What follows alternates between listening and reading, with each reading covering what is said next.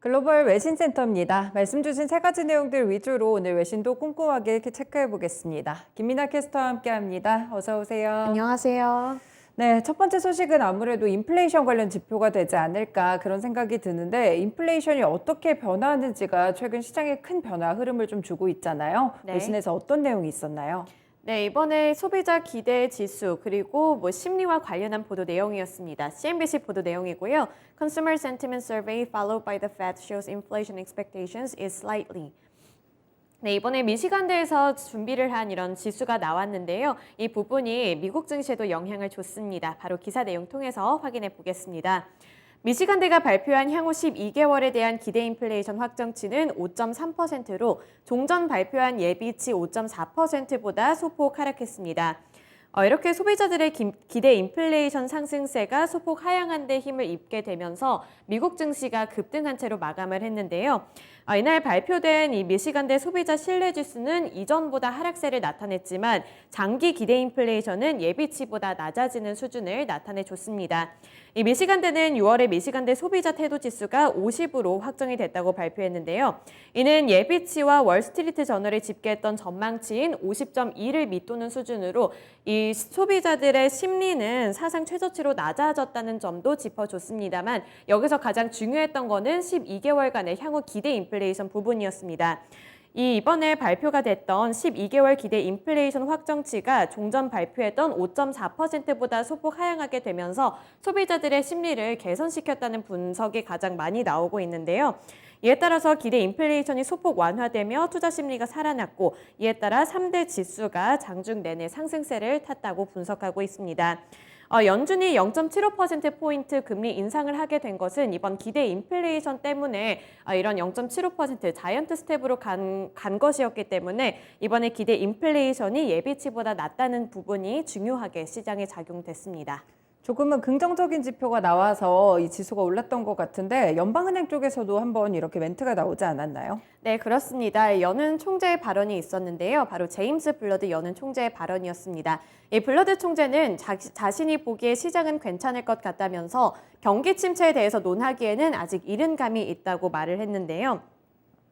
시장이 너무 과민하게 반응을 보이고 있다면서 아직 미국 경제와 관련해서 경기 침체를 논의하기에는 이른 감이 있다고 말을 했습니다. 이에 따라 경기에 대해서 생각보다는 좀 낫지 않을까 이런 기대 심리가 작용을 했다는 분석도 함께 나오고 있고요. 또 JP 모건 측에서도 이 JP 모건의 마르크 콜라비니치 수석 전략가는 이번 주에 리밸런싱 수요만으로도 주가가 단기적으로 7%가량 오를 수 있을 것이라는 전망을 함께 내놨습니다. 이번 주가 2분기와 상반기를 동시에 마무리하는 그런 한 주이기 때문에 분기 말과 반기 말을 앞둔 만큼 이 포트폴리오 매니저들의 자산 재조정인 리밸런싱이 활발하게 이루어질 것으로 보고 있으니까요. 네, 이런 부분들도 함께 시장의 지수를 올리는데 좀 긍정적으로 작용할 수 있을 것이라고 보고 있습니다. 이렇게 여러 가지 전문가들 그리고 또 일각에서는 지금 미국 경제에 대해서 나름 긍정적인 시각을 제기하고 있다는 외신 보도 내용이었습니다. 네, 하반기 지수 흐름이 어떻게 될지가 참 궁금해지네요. 네, 두 번째 소식 넘어가 볼게요. 이 고용시장 같은 경우에도 상당히 좀 중요하거든요. 경기 네. 침체랑도 민감하게 반응을 하기 때문에 그런데 이쪽도 좀 함께 외신에서 체크해 주세요. 네, 블룸버그 통신 내용이고요. US layoffs, hiring freezes are tip of labor market slowdown. 네, 이번에는 고용시장 관련해서 바로 기사 내용 살펴보겠습니다. 최근에 나타난 대규모 해고 바람이 수년간 견고했던 미국 고용시장에 경고음을 보내고 있다고 블룸버그 통신은 보도했습니다. 사실 최근까지만 해도 미국 경제에 대해서 경기 침체가 오냐 마냐 이런 이야기가 많이 나왔는데 이제 경기 침체는 기본적인 시나리오가 됐고 거기서 얼마나 깊은 경기 침체가 오느냐 이 부분에 대한 논의가 활발하게 이루어지고 있는데요. 그 부분을 판가름하는 데 있어서 고용시장이 굉장히 중요한 기준점이 될 것으로 보고 있기 때문에 이번 기사가 상당히 중요하다고 볼 수 있습니다. 이 블룸버그 통신에 따르면 미국의 고용시장에 균열이 나타나고 있고 강력한 노동시장은 지속되지 않을 것이라는 신호를 보내고 있다고 보도했는데요. 실제로 지난 몇 주 동안 기업들은 수만 명의 해고와 고용 동결 계획을 발표한 바 있습니다. 특히 기술주 쪽에 있는 기술회사에서 그런 현상이 많이 나타나고 있어서 시장에서는 우려감을 가장 많이 표하고 있었는데요. 이 소비자의 수요 둔화와 40년 만에 최악의 인플레이션, 그리고 연준의 금리 인상 등이 결합되면서 이런 상황들이 더 악화되고 있다는 평가가 함께 나오고 있습니다. 이 경제학자들은 이제 노동시장이 둔화될지 여부가 아니라 얼마나 빠르게 둔화될 것인지에 대해서 논의를 하기 시작했는데요. 블룸버그 통신에 따르면 이 연준의 금리 인상은 노동 수요를 포함해서 모든 수요를 둔화시킬 수밖에 없다고 평가했습니다. 또 중앙은행의 실업률이 2024년까지 4.1%로 증가할 것으로 내다보고 있다는 점도 꼽아주면서 지금 노동시장은 현재로는 강세처럼 보일 수 있겠지만 악화되고 있고 앞으로도 매우 빠르게 약화될 수 있다는 가능성을 짚어줬습니다. 그렇군요. 고용시장이 조금 망가지게 된다면 경기 침체에도 좀 악신호가 될 것 같다는 생각이 좀 드는데 IMF 측에서는 어떤 의견을 내놨나요? 네, IMF 이번에 고용시장이 중요했던 이유가 경기 침체를 가늠할 수 있는 지표였기 때문에 중요했는데 이번 시장에 영향을 미칠 만한 IMF 쪽에서의 발언도 있었습니다. 고용시장뿐만 아니라 이번 경기 침체가 올 수 있다는 그런 내용에 힘을 실어주는 발언이었는데요.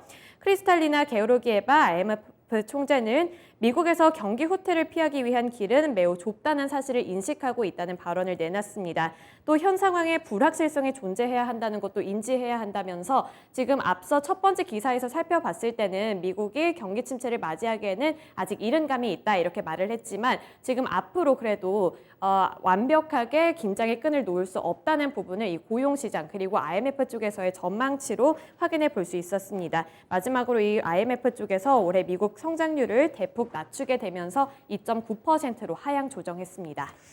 마냥 이 경기 침체가 오지 않을 것이다 이런 멘트만을 믿을 수는 좀 없을 것 같은 게 지표 자체가 약간 약화되는 측면으로 나오는 게 있기 때문에 이 부분 결부해서 좀 함께 보시는 게 필요할 것 같습니다. 네, 마지막 소식은 어떤 게 있었을까요? 네, 마지막 소식은 이 WHO 쪽에서 원숭이 두창 관련한 발언을 내놨습니다. CNBC 보도 내용이고요. World Health Organization says monkeypox is not a global health emergency right now. 네, 이번에 원숭이 두창 때문에 국내에서도 이 바이오주들이 탄력을 많이 받았던 만큼 영향을 줄 수 있을 만한 기사 내용이었는데요. 바로 기사 내용 확인해 보겠습니다. 세계보건기구 WHO가 원숭이 두창을 비상사태로 선포하지 않기로 밝혔습니다. 원숭이 두창을 국제적 공중보건 비상사태로 지정하지 않겠다고 이렇게 공식적인 발언을 내놨는데요. WHO 거브라여수스 사무총장은 현지 시각 25일 성명을 통해서 현 시점에서 원숭이 두창은 최고 수준 경보인 비상사태에 해당하지 않는다고 말했습니다. 23일부터 열린 긴급위원회 회의에서 전문가들의 의견이 다소 엇갈리기는 했지만 비상사태를 선포할 단계는 아니라는 결론이 도출됐다는 점을 보도한 건데요. 이 국제적 공중보건 비상사태는 이 세계적으로 유행하는 질병과 관련해서 발령하는 최고 수준의 경보 단계로 현재로서는 코로나19에만 적용이 되고 있습니다. 하지만 이번에는 좀 선을 그었기 때문에 코로나19처럼 원숭이 두창이 확산을 하거나 세계적으로 비상사태가 된다는 일은 없을 것으로 현재로서는 확인이 되고 있습니다. 네, 제약바이오 측에서는 어떤 이런 반응이 나올지가 좀 궁금하긴 한데 그래도 전 세계적으로 그동안 코로나가 심각했다 보니까 원숭이 두창까지 이렇게 좀 퍼지지 않는 점은 그나마 좀 어떤 부분에선 괜찮은 지표가 아니었을까 싶습니다. 네, 이렇게 세 가지 소식들 김민아 캐스터와 체크해봤습니다. 고맙습니다. 지금까지 글로벌 외신센터였습니다.